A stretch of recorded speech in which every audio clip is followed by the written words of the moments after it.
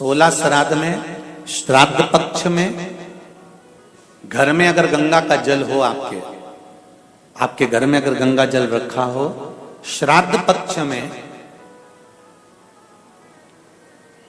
तुलसी के क्यारे के पास में एक छोटी सी कटोरी रखकर घर का कोई भी व्यक्ति, चाहे महिला हो, पुरुष हो, पुत्रवधू हो, बच्चे हों, कोई भी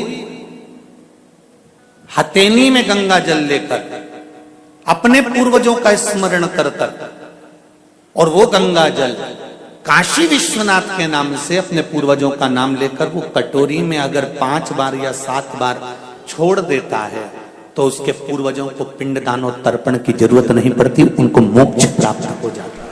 आपको लगता है कहीं कहीं कि मेरे पितर मुझ पर क्रोध कर रहे हैं?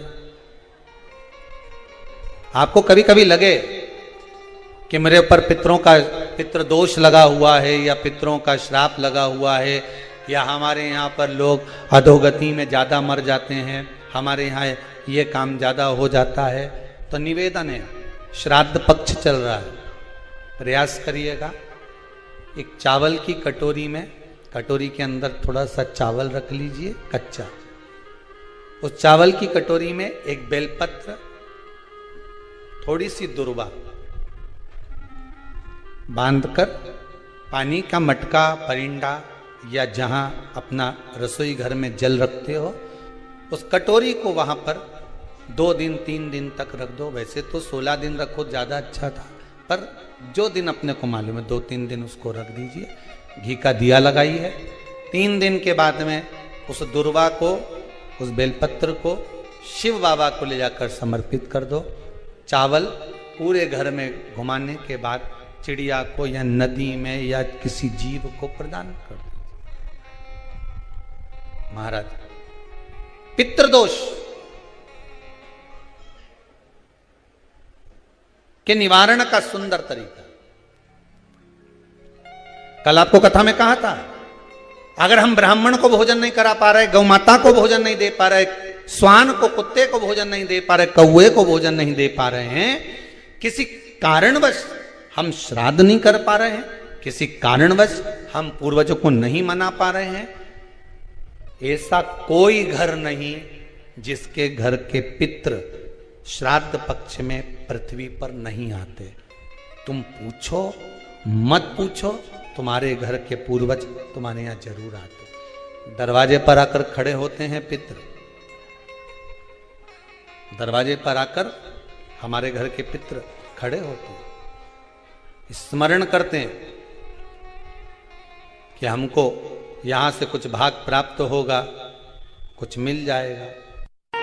श्राद्ध पक्ष में सारा भोजन कोई भी लगाकर ब्राह्मण को जिमाए, उससे मतलब नहीं है, पर श्राद्ध पक्ष में तिथि पर, श्राद्ध में या अन्य तिथि पर, बरसी आदि तिथि पर अगर खीर का पात्र भरा जाए तो घर की बहू, घर की माता, घर की स्त्री, घर में जो ताई चाची जो भी है घर में स्त्री, उस खीर के पात्र को उसको भरना चाहिए। संपूर्ण थाली को ही लगा और फिर निवेदन करेंगे। श्राद्ध पक्ष में एक बार प्रयोग कर देखिए, जिसके घर में 23 से 24 साल तक भी औलाद नहीं हो, 23 से 24 साल तक भी औलाद पैदा नहीं हुई हो, जिसके घर में संतान ना हुई हो, वो एक प्रयोग जरूर करे। एक प्रयोग जरूर करो कि 23 साल तक भी औलाद ना हुई हो तो श्राद्ध पक्ष में तुम्हारे दादा परदादा किसी का श्राद्ध घर में हो रहा हो, और किसी दादी का श्राद्ध, किसी दादा का श्राद्ध, किसी बुजुर्ग का श्राद्ध तुम्हारे घर में हो रहा हो, तो खीर के बर्तन में खीर तुम भरकर और उस ब्राह्मण को जिसको घर में बुलाया गया है भोजन कराने के लिए, वहां तुम देकर आओ और अगले श्राद्ध तक इंतजार करो। मेरा बाबा वंश की वृद्धि करता ही है, निश्चितता देता है, वंश बढ़ाता है। पितृदोष है, ये आपको कैसे मालूम पड़ेगा?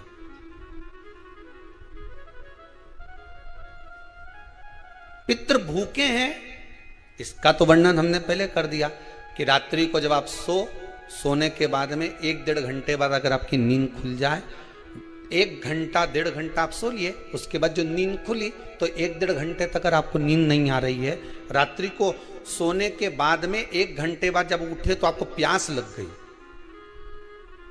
भूख लगने लगी, प्यास लगने लगी कि मेरे को पानी पीना पड़ेगा, घबराहट हो रही, पानी पीना पड़ेगा।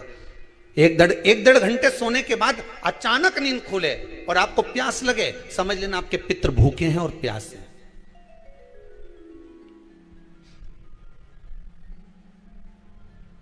वो भूखे और प्यासे हैं, उनको जल की जरूरत है।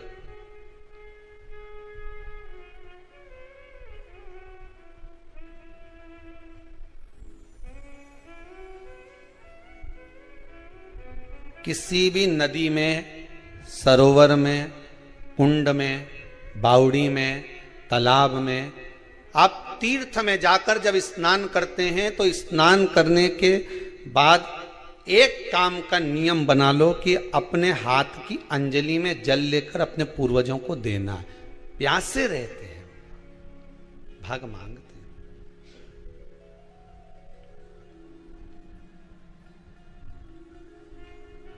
भाग प्राप्त करना। 3 वृक्ष पितरों के तुल्य हैं। नैमिषारण्य की कथा में भी कहा था 3 वृक्ष पितरों के तुल्य हैं। पहला पीपल, दूसरा बट वृक्ष, तीसरा बेलपत्र का वृक्ष। ये पितरों के तुल्य हैं। अगर आपको रात्रि में नींद नहीं आ रही है, ऐसा लगता है कि रात्रि को 1 घंटा 1.5 घंटा सोने के बाद कुछ गलत गलत विचार आने लगते हैं, नींद सुबह 3 बजे तक 4 बजे तक नहीं आती, 4 बजे के बाद फिर नींद आती है, तो एक प्रैक्टिकल जरूर कर देखना। एक प्रैक्टिकल करने में क्या जाता है, प्रयास करने में क्या कुछ जाता है क्या? प्रैक्टिकल कर देखना कि कहीं सियोर वाला महाराज झूठ तो नहीं बोल रहा, तो प्रैक्टिकल करने में कुछ नहीं जाए। 1 लोटा पानी लो, उसमें थोड़ा सा कच्चा दूध डाल लीजिए, श्राद्ध पक्ष चल रहा है, बेलपत्री का पेड़ या पीपल का पेड़ या बट का पेड़, इन पेड़ के नीचे ले जाकर उस दूध को दोपहर में सुबह 10 बजे से लेकर 12 बजे के बीच में ले जाकर चढ़ा दीजिए। रात्रि को फिर ना आपको प्यास लगेगी ना भूख लगेगी, नींद एक बार लगी तो सुबह ही खुलेगी। प्रैक्टिकल करने में क्या जाता है? पानी डालने में तुम्हारा कुछ जाएगा? अरे बोलो तो सरी, हाँ मैं 10 रुपया का दूध जरूर उसमें, और तुम इतनी चतुर हो, इतना सारा दूध थोड़ी डालोगी, तो 2 चीज़ डालोगे। कहाँ तुम इतना डालने वाली हो? है?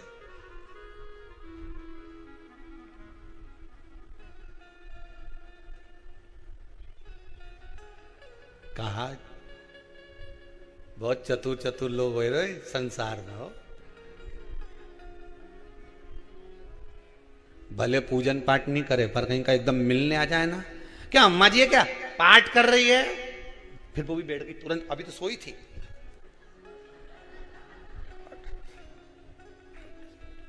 तुरंत। क्या पंडित जी हैं क्या, उनसे थोड़ा काम है, अभी माला जप रहे हैं, मालूम पड़े पंडित जी तो आराम से सेव फल खा रहे थे। अब प्लेट सोफा के नीचे घुसे तुरंत।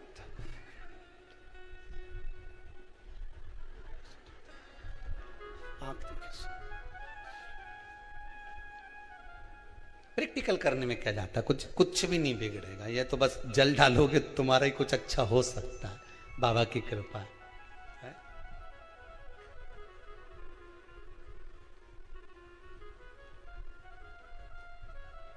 3 वृक्ष पितरों के तुल्य हैं। पहला जम के बोलिए पीपल, दूसरा बट वृक्ष, तीसरा बेलपत्री का वृक्ष। तीनों पीपल के वृक्ष में 52,000 ब्राह्मण एक साथ निवास करते हैं, इसलिए पितृतुल्य है। बट वृक्ष ब्रह्मा जी के मस्तक से बना, इसलिए पितृतुल्य है। और बेलपत्री का वृक्ष माता पार्वती जी के अश्रु से बना। जब आंसू गिरे थे माता जगत जननी जगदम्बा पार्वती के उस समय पर पितृलोक में हलचल उत्पन्न हो गई थी। हमारी नातिन की आंख में आंसू कैसे आ गए? मैनावती की पुत्री है,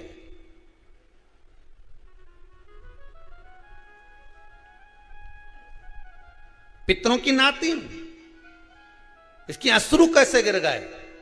पार्वती जी ने कहा ये आंसू नहीं, मेरा पुण्य भाग प्रकट करती हूं बेलपत्री के रूप में। तो पितरों ने वर दिया था कि ये बेलपत्री का वृक्ष हमारा आशीर्वाद है, इसके नीचे अगर कोई दीप लगाता है, शिव को स्पर्श कर चढ़ाता है, उसके पितरों की शांति होगी। हम स्वयं उसको आशीर्वाद देने के लिए पधारेंगे। बेलपत्र का वृक्ष पितृ तुल्य।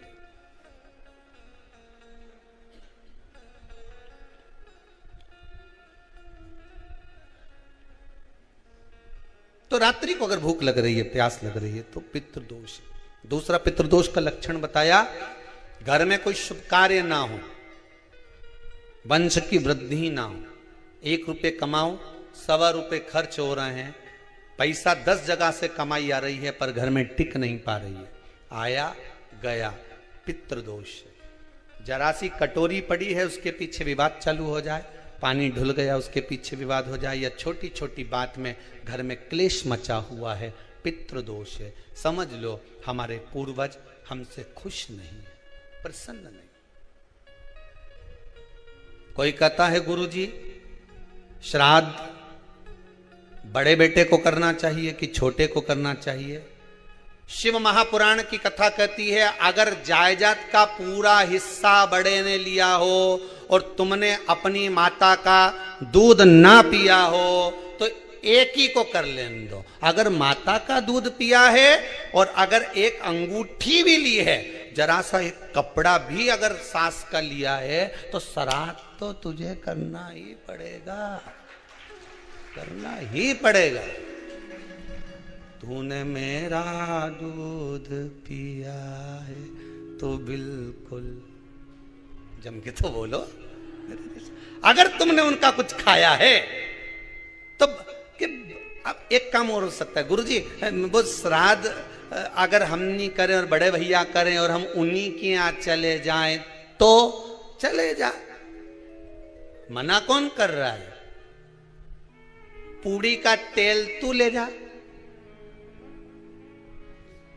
खीर का दूध 2 थैली तू खरीद के ले जा। जितना वहां वो सेवा करे उतनी सेवा तुम करो। गलत है क्या? जायदाद का भी तो हिस्सा किया था। सुई की नोक के बराबर नहीं धुआं ने, ईंट इधर खसकी है तो हमारी इधर खसका दीजिए। हमारी बसियत में इतना लिखा है तो फिर बसियत में ये भी लिख के जाना चाहिए था। मैं तो क्यों सबके, तुम डरो मत ही रहे एक भी। जब छोरा छोरी के जब सब सामान, प्रॉपर्टी दो ना, जमीन दो ना, जायदाद दो ना, सारा सामान छोरा छोरी के दो, तो उनके लिख के भी जाओ कि हमारी श्राद्ध कर दे अच्छे से, नहीं तो भूतड़ी बन के सताऊंगी।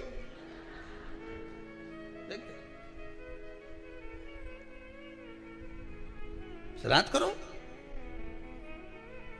कितना दिया तुमको? बोलो ईमानदारी से बोलना, कितना दिया? ढेरों। और एक बात बहुत अच्छे से कहूंगा, आप लोगों के जीवन में उतरे। अगर मायके में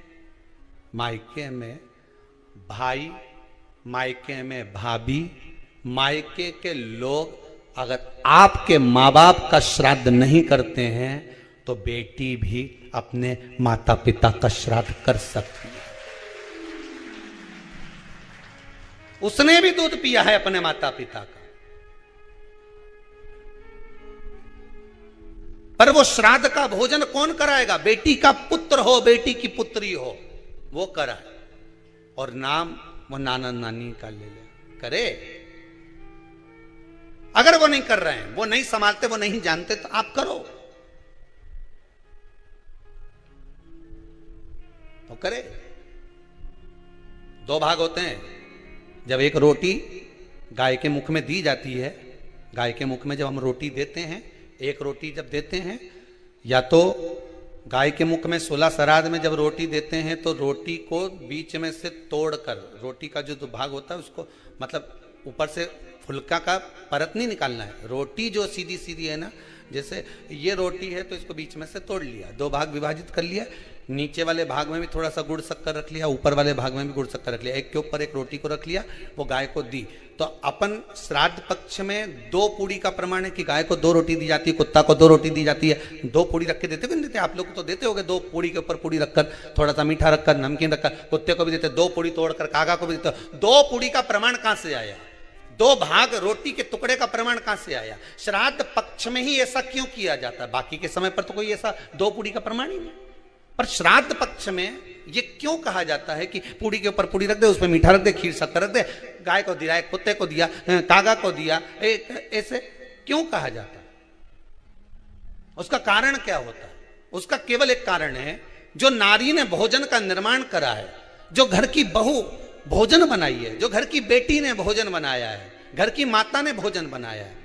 महाराज, पिता पुरुष एक कुल को तारता है, बेटी 2 कुल को तारती है। जब श्राद्ध पक्ष में 2 भाग रोटी के कर कर गाय को देती है, तो 1 भाग तो उसके ससुराल वालों को मिलता है।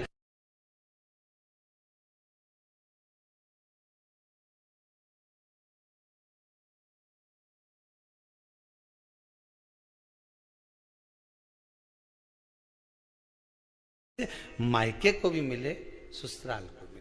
जब गया जी का पिंड होता है तो नाना नानी सबका स्मरण कराया जाता है। 2 भाग,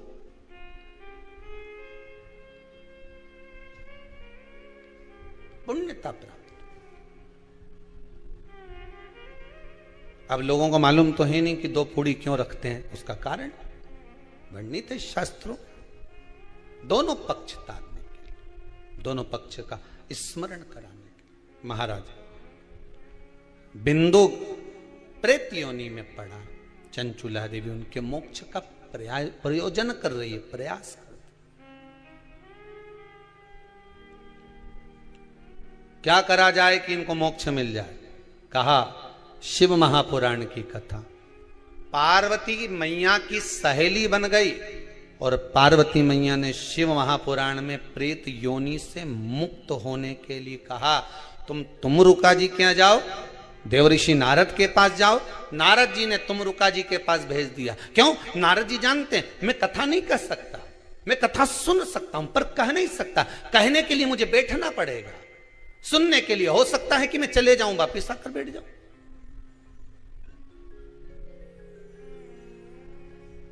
तुमरुका जी से कहा कथा कह दोगे?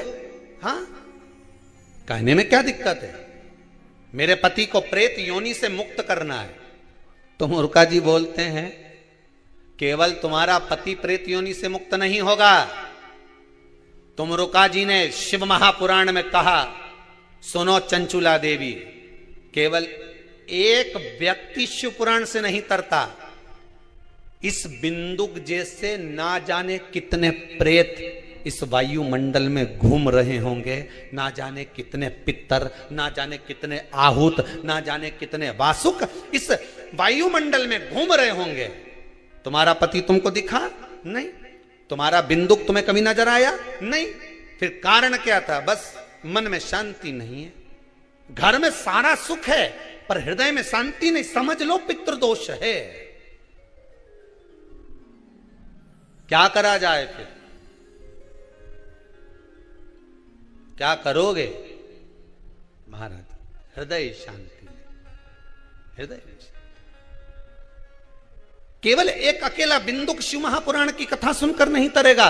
तुमरुका जी कहते हैं जिस समय पर मैं शिव महापुराण की कथा कहूंगा, सुनो चंचुला देवी, इस संसार के इस भूमंडल पर मृत्यु लोक में जितने भी जीव इस संसार सागर में भटक रहे होंगे, शिव महापुराण की कथा सुनकर वो भी तर जाएंगे। ये अकेली बिंदुक को तारने वाली नहीं है, इस मृत्यु लोक में जो विराजमान। आज भी नियम है महाराज, श्राद्ध का भोजन टेबल पर नहीं कराया जाता, श्राद्ध का भोजन ब्राह्मण को कुर्सी पर बिठाकर नहीं कराया जाता, श्राद्ध का भोजन किसी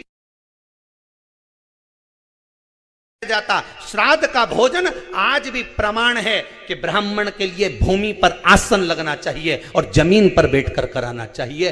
तब क्यों? क्योंकि इस भूमि पर बैठकर जब भोजन कराएंगे, इसी भूमि से ना जाने कितने पितर गए, कितने तर्पण हुए, कितनी तिलांजलि हुई, इसी भूमि से, इस रज से, इस कण से ना जाने कितने जीव चल गए। अब लकड़ी पर या टेबल पर या कुर्सी पर बैठकर ब्राह्मण को भोजन कराने का प्रमाण नहीं है। अब आपका फैशन ज्यादा हो गया तो बात दूसरी है। पंडित जी ऊपर बैठ के खा लोगे क्या? पंडित जी तो बोल देंगे अच्छा है, खिला दो।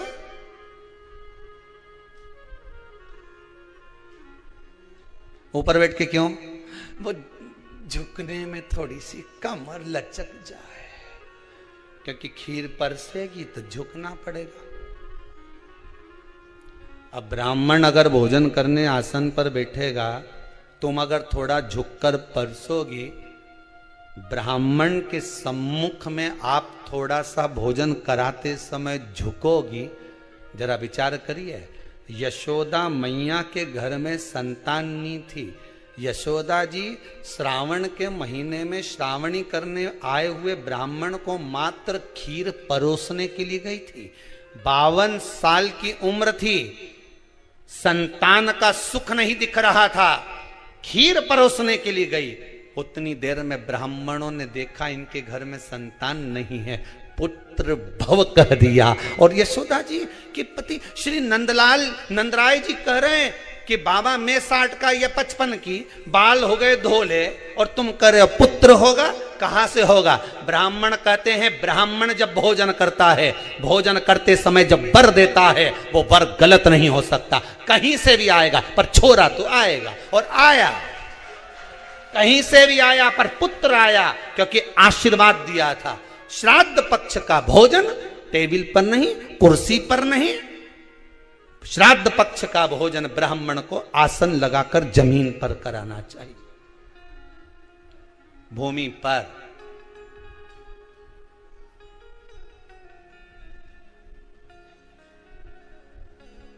अब आजकल के ब्राह्मण भी थोड़े नीचे,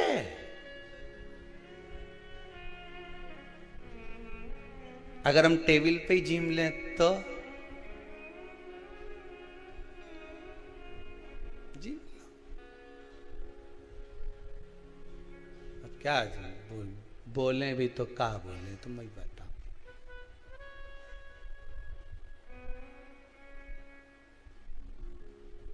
थोड़ा सा भाग भूमि का हो महाराज। तर्पण तिलांजलि सब भूमि पर। हम तो जो जजमान हवन करने के लिए भी जो जजमान लोग नाम लिखाए हैं पितरों के लिए, तो हम उनको भी कहते हैं कि कुर्सी पर बैठकर आहुति छोड़ने से अच्छा है आप बैठो मनानी पर, पहले सबसे पहले भूमि पर 10 मिनट बैठो, पर बैठकर आहुति छोड़ो। उसके बाद भले आप स्टूल लगाओ, कुर्सी लगाओ।